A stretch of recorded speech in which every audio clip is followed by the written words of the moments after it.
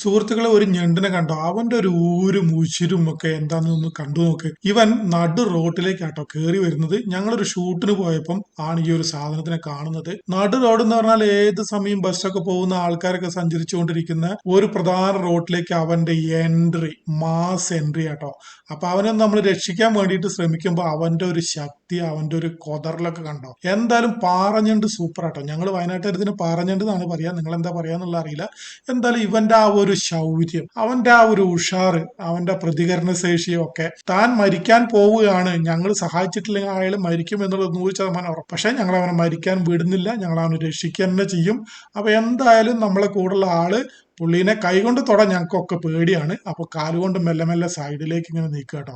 അവൻ എന്ത് ചെയ്ത് കഴിഞ്ഞാൽ റോട്ടിൽ നിന്ന് മാറില്ല എന്നുള്ള ഇത്രയും ആളുകളാ കൂടിയിട്ടാണ് അവനെ ഒന്ന് സൈഡാക്കുന്നത്.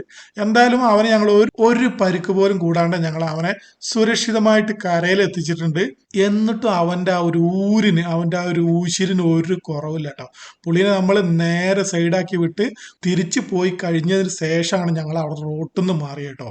പോത്തിന് എന്ത് ഏത്തവാഴ, ഞണ്ടിന് എന്ത് നടുറോഡ് അല്ലേ?